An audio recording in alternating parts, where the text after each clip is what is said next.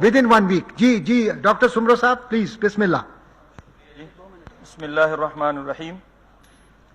پہلی گزارش یہ ہے کہ ہمیں جب ہم تعلیم کے حوالے سے سوچتے ہیں تو سیکولر بن کے نہیں سوچنا چاہیے، مسلمان بن کے سوچنا چاہیے. ہم مسلمان بھی ہیں. اس ملک کو اسلام کے نام پر حاصل کیا گیا اور جو لاکھوں لوگوں نے قربانی دی وہ اسی نعرے پر کہ پاکستان کا مطلب کیا، لا الہ الا اللہ. جب بر صغیر پر انگریزوں نے قبضہ کیا تو انہوں نے جو نظام تعلیم دیا، لارڈ میکالے جو اس کمیٹی کا سربراہ تھا، اس نے کہا کہ میں ایسا نظام تعلیم دے رہا ہوں کہ یہ ہندو اور مسلمان اس نظام کے پڑھنے کے بعد یا تو یہ عیسائی بن جائیں گے، اگر عیسائی نہ بن سکے تو کم از کم ہندو اور مسلمان بھی نہیں رہیں گے. میں گزارش کرتا ہوں کہ قیام پاکستان کے بعد بھی ہم نے نظام تعلیم کو نہیں بدلا، اسی نظام تعلیم کو چلایا جس کے نقصانات ہمارے سامنے ہیں کہ اس نظام تعلیم کے پڑھنے والے جب بڑی بڑی کرسیوں پہ آتے ہیں، ذرا اس پر بھی غور کرنے کی ضرورت ہے کہ جس تعلیم کے نتیجے میں دہشت گرد، چور، ٹیررسٹ، رشوت خور، قومی خزانہ لوٹنے والے پیدا ہوں تو اس پر بھی تو سوچیں کہ آخر خامی کیا ہے.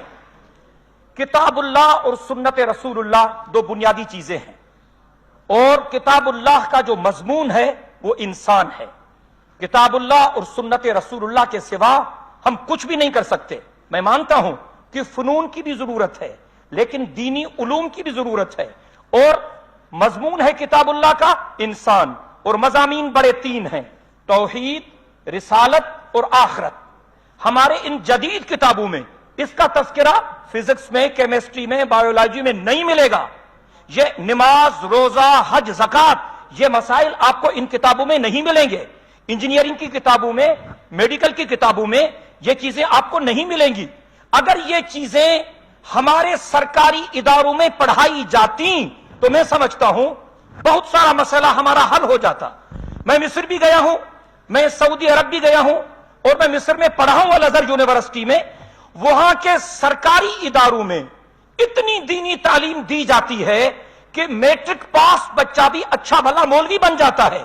یہاں پر سارا نظام الٹ ہے، اس لیے پورے نظام پر نظر ثانی کی ضرورت ہے. نمبر 1.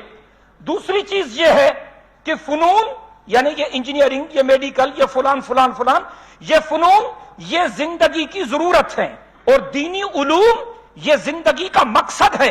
ہمیں پڑھایا جاتا ہے کہ آپ کا ایم آف لائف کیا ہے. ہم کہتے ہیں جی ہم ڈاکٹر بنیں گے، انجینئر بنیں گے، میں جی فلان بنوں گا فلان. اسلام کیا کہتا ہے کہ ہماری زندگی کا مقصد صرف اللہ کی رضا ہونی چاہیے. جب تک خوف خدا پیدا نہیں ہوگا، تقوی پیدا نہیں ہوگی، پرہیزگاری پیدا نہیں ہوگی، تب تک اس معاشرے سے یہ ناسور ختم نہیں ہو سکتے. میری ایک بہن نے کہا کہ بچیوں کی تعلیم واقعی بہت بڑا مسئلہ ہے، تعلیم کی اہمیت ہے. اگر کچھ لوگ اپنی بچیوں کو مخلوط اداروں میں چھوڑنا نہیں چاہتے، وہ مطالبہ کرتے ہیں کہ ہماری بچیوں کے لیے آپ پردے کے اہتمام کے ساتھ اسکول کھولیں، تو اس میں کیا حرج کی بات ہے. میں گزارش کرتا ہوں کہ اس وقت ان تمام چیزوں پر سوچنے کی ضرورت ہے. تقریباً تمام ارکان کا اتفاق ہے کہ صحت اور تعلیم کے شعبے پر بجٹ کم از کم دگنا ہونا چاہیے. میں گزارش کرنا چاہتا ہوں یہ طبقاتی فرق تب ختم ہوگا جب اسکول ایک جیسے ہو. جس اسکول میں صدر مملکت کا بیٹا پڑھے، غریب کا بیٹا اسی اسکول میں پڑھے.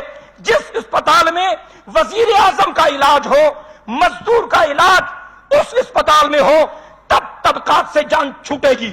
میں یہ بھی درخواست کرتا ہوں، ہماری سندھ میں ہزاروں اسکول بند پڑے ہوئے ہیں، وہ استاد نہیں ہیں. ہزاروں اسامیاں استادوں کی خالی ہیں.